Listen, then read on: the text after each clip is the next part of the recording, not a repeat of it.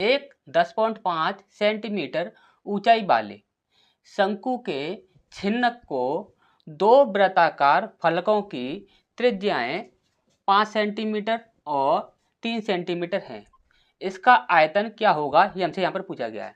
यहाँ पर देखिए, यहाँ पर क्या है, एक शंकु है और उसके छिन्नक के लिए यहाँ पर क्या बोला गया है कि यहाँ पर छिन्नक का आपसे आयतन पूछा गया है। और यहाँ पर जो आपके दोनों फलके जो हैं उनके एक का त्रिज्या तो आपके 5 सेंटीमीटर है और दूसरे की त्रिज्या आपकी 3 सेंटीमीटर है। ठीक, अब यदि देखिए सबसे पहले तो हम इस क्वेश्चन को सॉल्व कर देते हैं और उसके बाद यदि आपको ये नहीं पता हो कि छिन्नक क्या होता है क्या नहीं होता है तो वो हम आपको बातें बता देंगे, पहले इसको सॉल्व कर लेते हैं। ठीक, अब यहाँ पर देखिए, यहाँ पर जब कभी भी आपको छिन्नक के बारे में बात की जाएगी तो वहाँ पर आपको क्या करना है कि सीधा 11 से डिवाइड करके देखना है और दूसरा आपको हाइट जो भी दी गई होगी उससे डिवाइड करके देखना है। ठीक, अब यहाँ पर यदि हम बात करें तो यहाँ पर आपकी ऊंचाई दी गई है, कितनी है आपकी 10.5 दी गई है।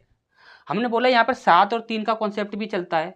हमने बोला 7 से यदि हम देखें तो यहाँ पर 7 एकम 7, यहाँ पर 3 बचा, 7 पंजे 35, कितना आ गया आपका 15 आ गया।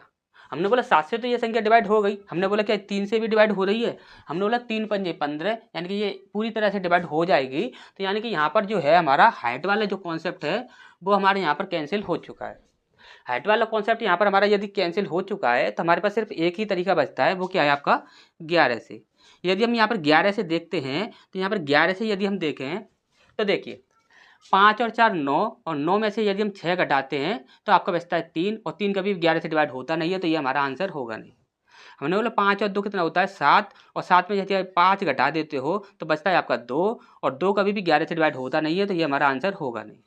इसके बाद हमने बोला कि यहाँ पर आपका 9 और 5 14, और 14 में से यदि आप 3 घटा देते हो तो आपका बच जाता है यहाँ पर 11, और 11 आपका 11 से डिवाइड हो जाएगा, तो यही आपका आंसर हो जाएगा। नेक्स्ट आगे बढ़ते हैं, 5 और 5 कितना होता है 10, 10 में से यदि हमने 4 घटा दिया तो बचा आपका 6, और 6 कभी भी 11 से डिवाइड होगा नहीं, तो ये हमारा आंसर होगा नहीं। तो अच्छे से ये चीज़ समझ आ गई होगी। तो यहाँ पर देखिए हमें मिल गया कि यार 11 से यदि डिवाइड हो रहा है तो यहाँ पर हमारा आंसर यही होने वाला है। ठीक, तो नेक्स्ट क्वेश्चन की ओर बढ़ते हैं।